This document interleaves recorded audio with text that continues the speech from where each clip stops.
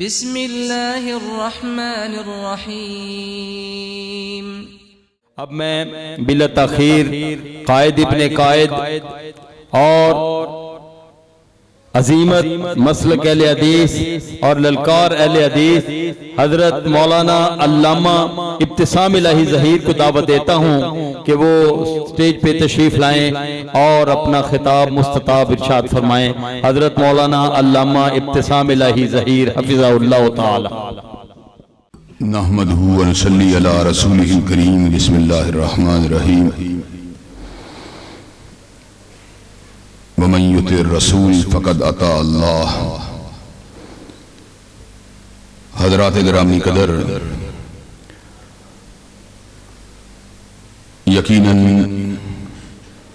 دینی اجتماعات میں شرکت کرنا بہت بڑی سعادت کی بات ہوتی ہے، خاص طور پہ اس دور پرآشوب میں جبکہ لوگ قسم ہا قسم کی سرگرمیوں کے اندر ملوث ہو چکے ہیں۔ کوئی کاروباری زندگی کی تھکاوٹ کا شکار ہے تو کوئی ملازمت کی ذمہ داریوں کو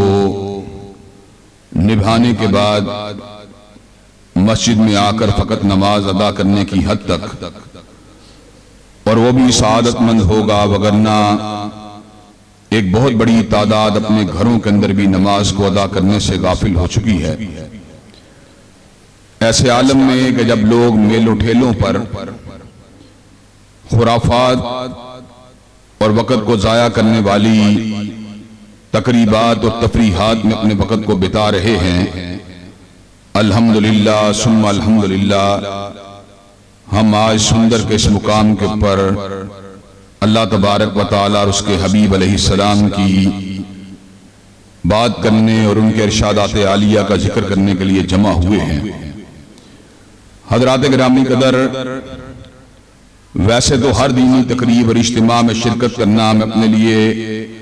بہت بڑی سعادت کی بات سمجھتا ہوں، اس لیے کہ انسان کے لمحات، انسان کے اعمال، انسان کے افعال، انسان کی گفتگو، انسان کے معمولات، یہی در حقیقت اللہ تبارک و تعالیٰ کی بارگاہ میں ہماری گواہی دینے والے ہیں۔ لیکن جس تقریب کے اندر اپنے ہم جولی، اپنے ہم ذہن، اپنے ہم مشرب، اپنے ہم مسلک، اپنے ہم مکتب، دین کا ابلاغ کرنے والے، دین کو پڑھنے پڑھانے والے، دین کو سننے سنانے والے، دین کو سمجھ سمجھانے والے، دین کو لکھنے لکھانے والے عظیم علماء جمع ہوں، یقین کیجیے اس مجلس کے اندر شرکت کو میں مزید بہت بڑی سعادت سمجھتا ہوں۔ سچی بات یہ ہے کہ آج کی اس تقریب کا جہاں پر آمد کا بہت بڑا سبب آپ کے ساتھ ملاقات تھا، وہاں پر میرے عزیز القدر اور واجب الاحترام بھائی ضیاء اللہ برنی کہ جن کی محبت، جن کا پیار، جن سے وابستگی الحمدللہ سالوں کے پر محیط ہے، الحمدللہ ان کے ارشاد اور ان کے حکم کی تعمیل کرنا بھی میرے لیے بہت بڑی سعادت کی بات تھی۔ سٹیج کے پر الحمدللہ جید علماء بڑی تعداد میں موجود ہیں، مولانا لکھوی جو ہمارے استادوں میں شامل ہیں، مولانا عبدالرشید تونسوی صاحب، دیگر بڑے بڑے جید علماء شامل ہیں جو نکتہ دان بھی ہیں، نکتہ بین بھی ہیں، نکات کو اجاگر کرنے والے اور سمجھانے والے بھی ہیں۔ ان کے سامنے سچی بات یہ ہے، دین کی بات کرنا، کتاب و سنت کی بات کرنا، مسلک اہل حدیث کی بات کرنا، سیرت نبوی شریف کی بات کرنا، سنت مطہرہ کی بات کرنا، احادیث طیبہ کی بات کرنا، اقوال رسول صلی اللہ علیہ وسلم کی بات کرنا، اسی طرح محسوس ہوتا ہے گویا کہ ایک ایسی بزم کے اندر دیا جلانے کی کوشش کی جا رہی ہے جو مجلس پہلے ہی سورج کی روشنی سے منور ہو چکی ہے۔ حضرات گرامی قدر، لیکن میں یہ بات سمجھتا ہوں کہ تقریر کا مقصد فقط اپنی خطابت کا سکہ جمانا نہیں ہوتا، بلکہ تجدید عزم کا اظہار کرنا بھی ہوتا ہے، اور اپنا نام اللہ تبارک و تعالیٰ کے بندوں میں اور حضرت رسول اللہ صلی اللہ علیہ وسلم کے جانثاروں میں شامل کروانا بھی ہوتا ہے۔ حضرات گرامی قدر، اللہ تبارک و تعالیٰ علیم بذات الصدور ہیں، وہ انسانوں کے دلوں کی دھڑکنوں کو جاننے والے ہیں، انسانوں کے تخیلات کو جاننے والے ہیں، ان کے افکار کو جاننے والے ہیں۔ جو مجلس اور جو عالم اللہ تبارک و تعالیٰ کے فضل و کرم سے دین کی بات اللہ تبارک و تعالیٰ کی رضا کے لیے کرتا ہے، اس کے لیے خیر ہی خیر ہے، خیر ہی خیر ہے۔ اس لیے کہ اللہ تبارک و تعالیٰ نے اس امر کا اعلان فرما دیا، وَمَا تُقَدِّمُوا لِأَنفُسِكُم مِّن خَيْرٍ تَجِدُوهُ عِندَ اللَّهِ، کہ جو بھی تم خیر کا کام کرو گے اللہ کے پاس اس کو لازماً موجود پاؤ گے۔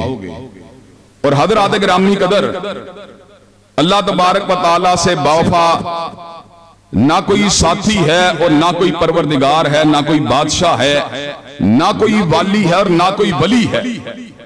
حضرات گرامی قدر، دنیا داری کی اگر بات ہو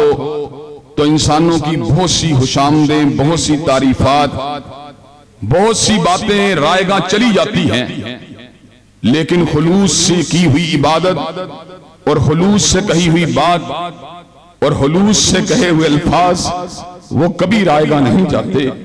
اس لیے کہ میرے پروردگار عالم کا اعلان ہے، انی لا اضیع عمل عامل منکم من ذکر او انثی، میں کسی عمل کرنے والے کے عمل کو ضائع نہیں کرتا۔ اللہ تبارک و تعالیٰ کی ذات کے حوالے سے جو میرے احساسات ہیں،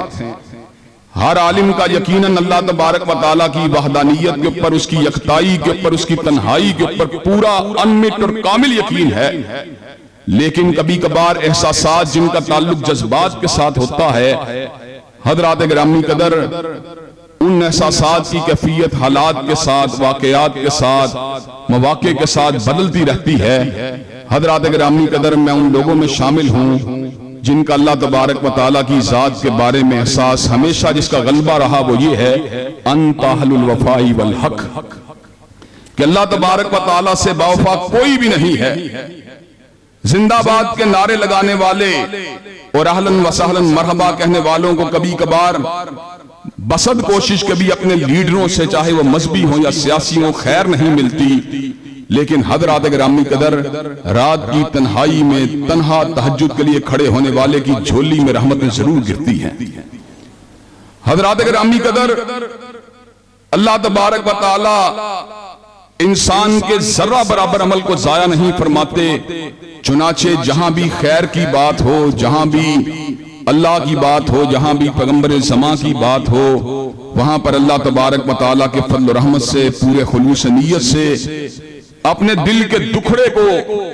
عوام کے سامنے اور اس نیت کے ساتھ کہ اللہ تبارک و تعالیٰ ان کی اصلاح کر دے اور اس اصلاح کے بدلے آپ بھی اجر و ثواب میں شریک ہو جائیں، اس بات میں کبھی بخل نہیں کرنا چاہیے۔ اور حضرات گرامی قدر، میں نے اس بات کا مشاہدہ کیا، مطالعہ کیا اور محسوس کیا کہ نبی کریم صلی اللہ علیہ وسلم، صحابہ کرام، تابعین اعظام، تبع تابعین اعظام، خیر القرون کے وہ لوگ جن کا منہج اور جن کا مسلک ہمارے لیے مشعل راہ ہے، ان کے دنیا سے چلے جانے کے بعد دنیا کے اندر سب سے بلند مقام کے اوپر جو ہستیاں نظر آتی ہیں وہ با عمل علماء ہیں۔ اور حضرات گرامی قدر، جب میں کسی عالم کو عمل سے خالی دیکھتا ہوں اور خلوص سے خالی دیکھتا ہوں تو ایسے عالم میں میرا یہ ذہن میں بات آتی ہے کہ جب عالم علم کے ساتھ عمل والا ہوتا ہے تو اس کا درجہ انتہائی بلند ہوتا ہے، لیکن جب وہ ریاکاری کے راستے پہ چل نکلتا ہے، بے عملی کے راستے پہ چل نکلتا ہے تو در حقیقت اس کے مقابلے کے اوپر عام مومن کا درجہ کہیں بلند ہو جاتا ہے۔ حضرات گرامی قدر، آج کی اس بزم کو سجایا گیا ہے اور اس شخصیت کی نسبت سے سجایا گیا ہے کہ جس جیسی شخصیت چشم فلک نے نہ اس سے پہلے کبھی دیکھی تھی نہ اس کے بعد کبھی دیکھی۔ حضرات گرامی قدر، کائنات میں علماء بھی آئے، اولیاء بھی آئے، اتقیاء بھی آئے، اسقیاء بھی آئے،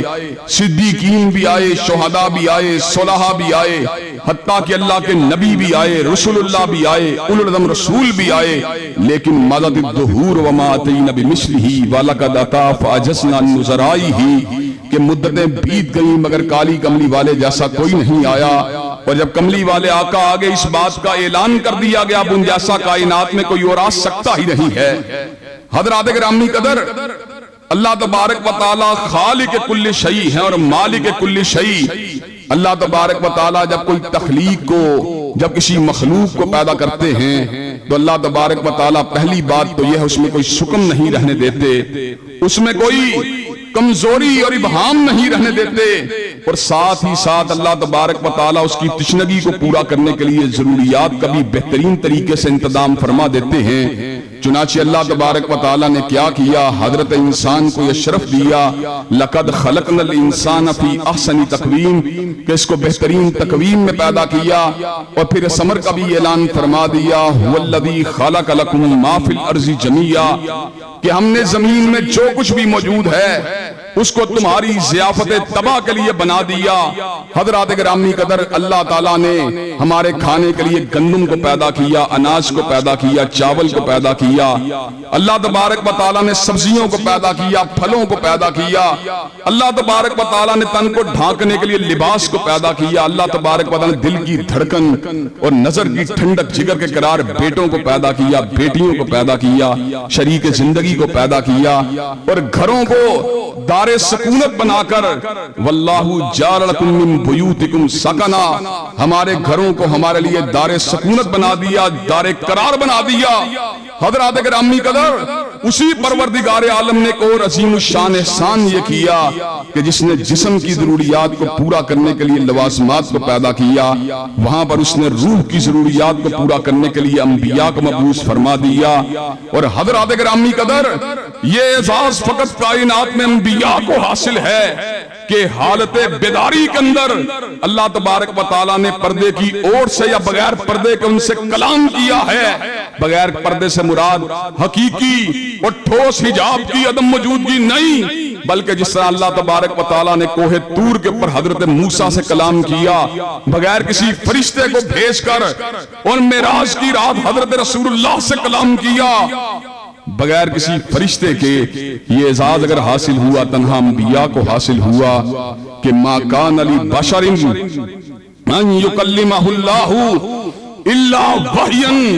او من وراء حجاب او یرسل رسولا فیوحی باذنہ ما یشاء انہ ولی حکیم، کہ اللہ تبارک و تعالیٰ کے انبیاء جو تھے، اللہ تبارک و تعالیٰ نے بشر ہونے کے باوجود ان سے کلام کیا، یا پردے کی اور سے کلام کیا،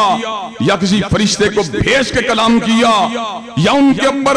اپنے الہام کا نزول فرما دیا۔ حضرات گرامی قدر، کیا فرق ہے نبیوں میں اور عام انسانوں میں؟ ہم نے علم کو حاصل کیا، علماء سے حاصل کیا، شیوخ الحدیث سے حاصل کیا، شیوخ القرآن سے حاصل کیا، مفسرین امت سے حاصل کیا، ماہرین علم النحو سے حاصل کیا، ماہرین علم الکلام سے حاصل کیا، لیکن حضرات گرامی قدر انبیاء نے علم کو حاصل کیا، وحدہ لا شریک سے حاصل کیا، ستار العیوب سے حاصل کیا، غفار الذنوب سے حاصل کیا، علی کل شیء قدیر سے حاصل کیا، علام الغیوب سے حاصل کیا۔ حضرات گرامی قدر، چنانچہ جس طرح اللہ تبارک و تعالیٰ کا اپنا علم غلطی سے پاک ہے، اسی طرح اس کی نازل کردہ وحی بھی ہر قسم کی غلطی اور شکم سے پاک ہے۔ حضرات گرامی قدر، لیکن آپ اللہ تبارک و تعالیٰ کے اس روحانی نظام کی کیفیت پر بھی غور کیجئے کہ یہ روحانی نظام کبھی علاقائی ہدایت کی شکل میں جاری و ساری رہا اور کبھی مخصوص وقت کے لیے جاری و ساری رہا۔ انبیاء اپنے اپنے اوطان کے اندر اپنی اپنی اقوام کو سیدھے راستے پر چلنے کی دعوت دیتے رہے۔ وَلَقَدْ أَرْسَلْنَا نُوحًا إِلَىٰ قَوْمِهِ، جناب نوح اپنی قوم کے رہنما بن کے آئے۔ وَإِلَىٰ عَادٍ أَخَاهُمْ هُودًا، جناب ہود قوم عاد کے رہنما بن کے آئے۔ وَإِلَىٰ ثَمُودَ أَخَاهُمْ صَالِحًا، جناب صالح قوم سمود کے رہنما بن کے آئے۔ وَإِلَىٰ مَدْيَنَ أَخَاهُمْ شُعَيْبًا، جناب شعیب قوم مدین کے رہنما بن کے آئے۔ جناب موسیٰ، جناب ہارون، جناب داؤد، جناب سلیمان، جناب زکریا، جناب یحییٰ سلام اللہ علیہ مجمعین رسولا الی بنی اسرائیل بن کے آئے۔ لیکن پھر اللہ تبارک و تعالیٰ نے ایک مرکز ہدایت کو وضع فرما دیا جو آفاقی بھی تھا، جو عالمگیر بھی تھا، جو دائمی بھی تھا. پھر اللہ نے سمر کا اعلان فرما دیا قل یا ایھا الناس انی رسول اللہ الیکم جمیعا.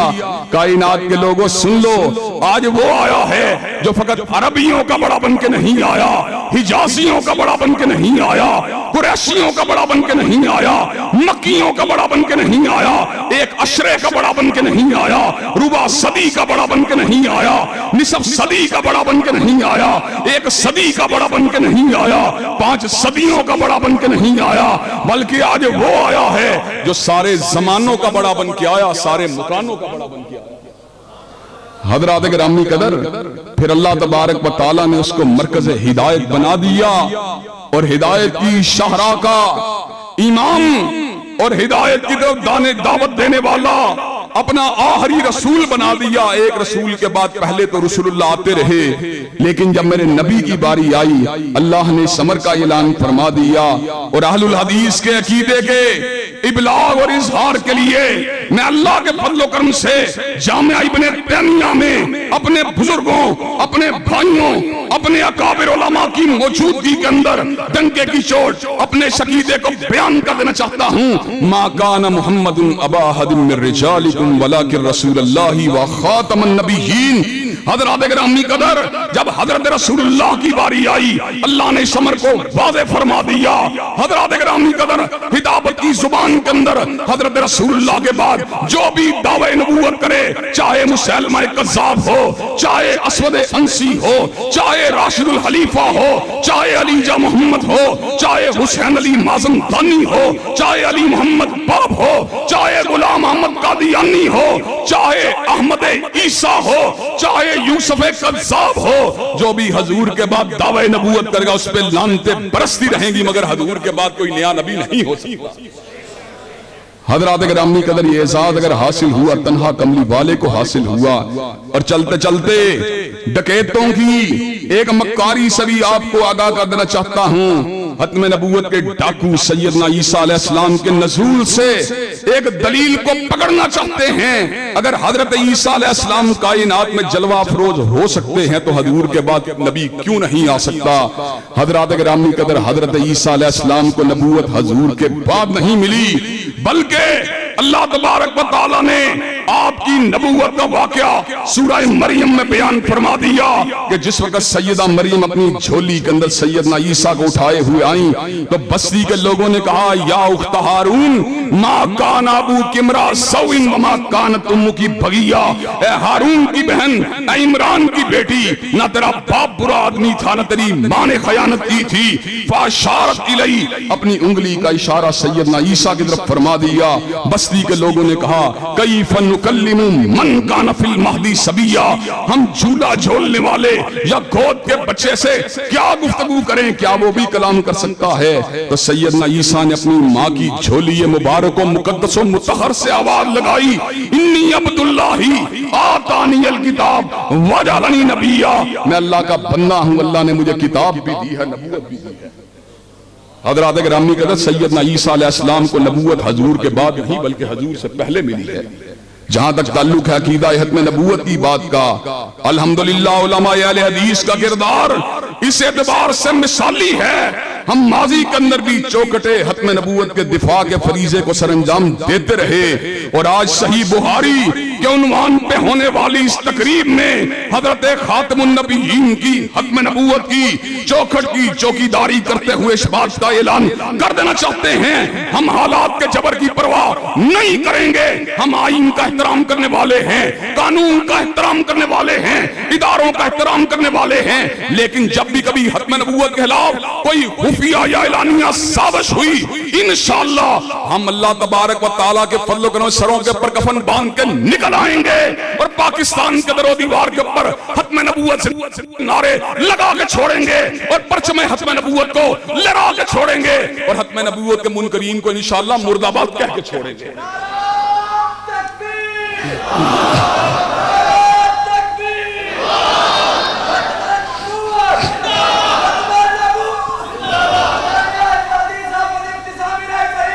حضرات گرامی قدر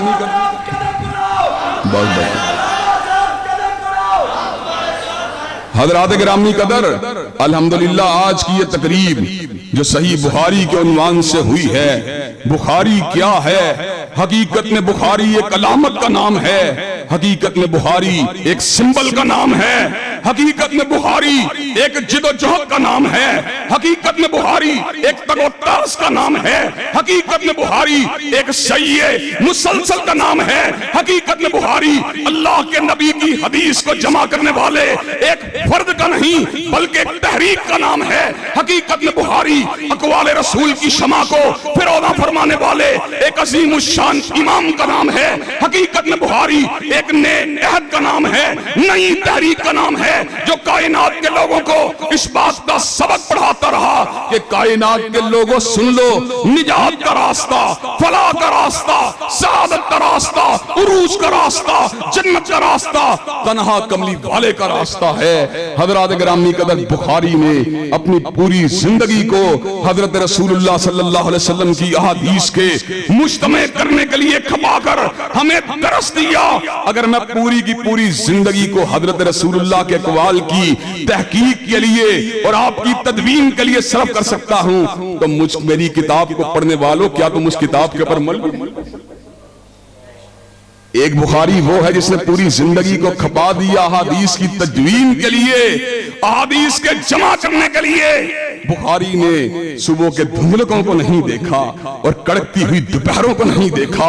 اس نے سردی کی ٹھٹرتی ہوئی راتوں کو نہیں دیکھا، اس نے بہاروں کو نہیں دیکھا، اس نے خزاؤں کو نہیں دیکھا، اس نے دارالسکونت کو نہیں دیکھا، اس نے اپنے شہر کی رونقوں کو نہیں دیکھا۔ وہ ہر وقت سفر میں رہا، وہ ہر وقت سفر کرتا رہا۔ بخاری پوری کی پوری زندگی اپنے آپ کو اللہ کے نبی کی احادیث کے جمع کرنے کے لیے وقف کرتا رہا۔ جب اس نے ہمارے سامنے ایک ایسی کتاب کو رکھ دیا جس کے اندر بلا ریب اور بلا شک حضرت رسول اللہ کی صحیح ترین احادیث کو جمع کر دیا گیا ہے، تو حضرات گرامی قدر پھر کیا امر مانے ہے کہ ہم حضرت رسول اللہ کی حدیث کے اوپر عمل بھی نہیں کر سکتے؟ حضرات گرامی قدر، الحمدللہ ان اجتماعات کا مقصد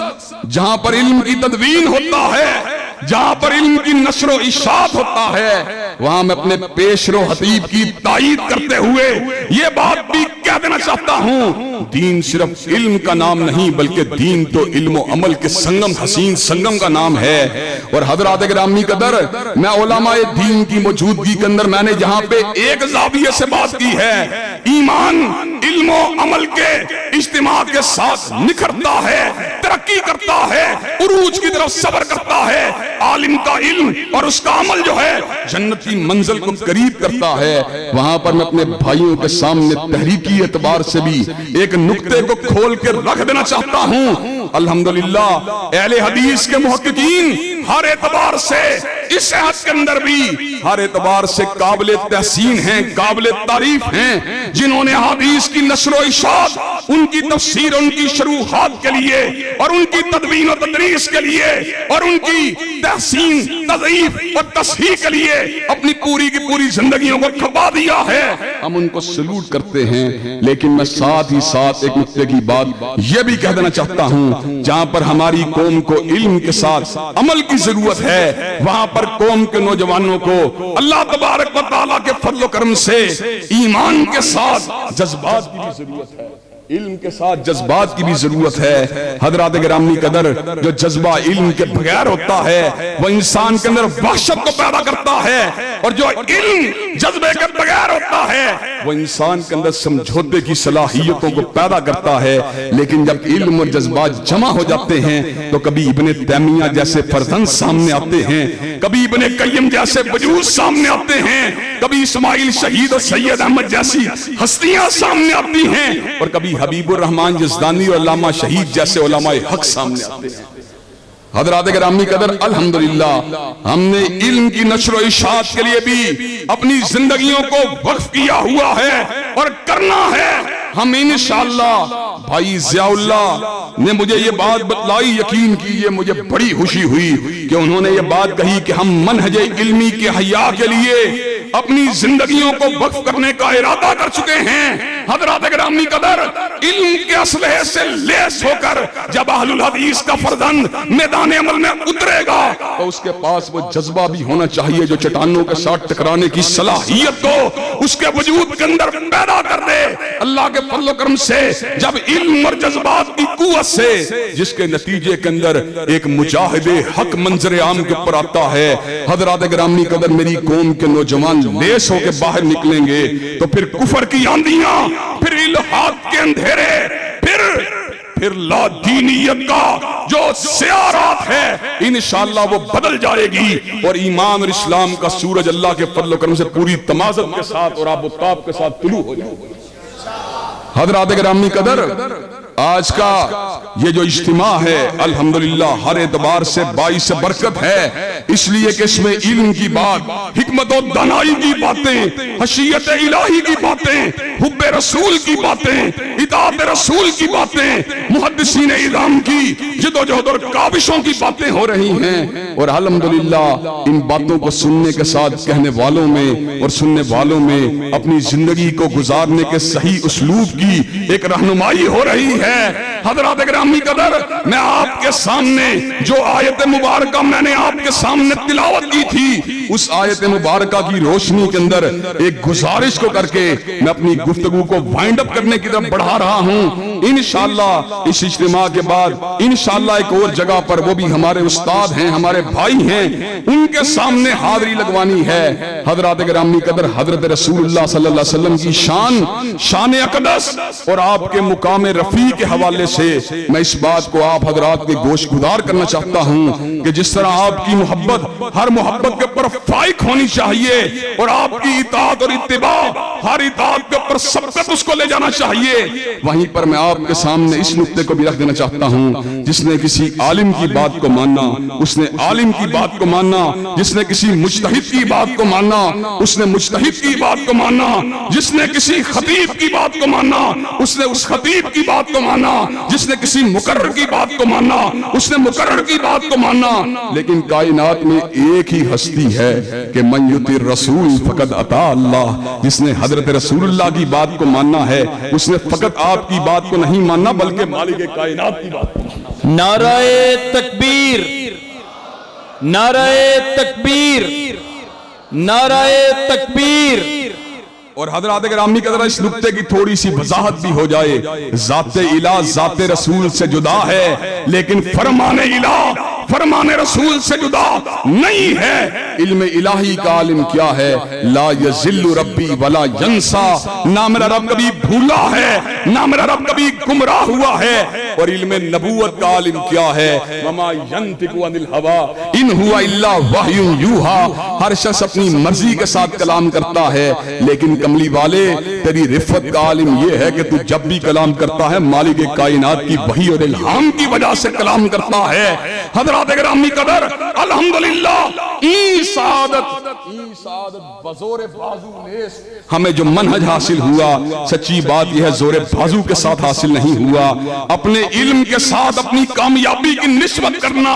اور اپنی کامیابی کو اپنی صلاحیت کے ساتھ جوڑنا، یہ تو قارونوں کا شیوا ہے جس نے کہا تھا انما اوتیتہ علی علم عندی، میں نے جو کچھ بھی کمایا ہے اپنے علم اور اپنی مہارت کے ساتھ کمایا ہے، لیکن عالم ربانی اور دین کا صحیح طالب علم جو ہوتا ہے اس کو پتا ہوتا ہے میرے پاس جو کچھ بھی ہے ذالک فضل اللہ یؤتیہ من یشاء، کہ مجھے فقط میرے پروردگار نے عطا کیا ہے۔ حضرات گرامی قدر انشاءاللہ اللہ تبارک و تعالیٰ کے فضل و کرم سے ہم اپنے سینوں کو محبت رسول سے معطر بھی کریں گے، منور بھی کریں گے، اور اپنے اعمال کو سنت رسول سے مزین بھی کریں گے، اور اپنے سیرت و کردار کو حضور کی سیرت کے سانچے میں ڈالنے کی بھی جستجو کریں گے، اور انشاءاللہ اس دھرتی کے اوپر شریعت محمدی کے قیام کی پورا من جستجو بھی کریں گے۔ حضرات گرامی قدر کہ آپ یہ کام شریعت محمدی کی پورا من بالادستی کی جستجو کرنے کے لیے انشاءاللہ آپ تیار ہیں؟ انشاءاللہ وقت آئے گا شب گریزاں ہوگی آخر جلوہ خورشید سے، اور یہ چمن معمور ہوگا نغمہ توحید سے، وآخر دعوانا الحمدللہ رب العالمین۔ ماشاءاللہ تبارک اللہ، جزاکم اللہ خیر، اکرمکم اللہ، احسن اللہ علیکم۔ اللہ کا شکر ہے ماشاءاللہ حضرت مولانا علامہ ابتسام الہی ظہیر عظیم قائد کا عظیم بیٹا الحمدللہ یہاں پہ تشریف لائے اور آپ کو پرمغز اور بہترین خطاب سے نوازا۔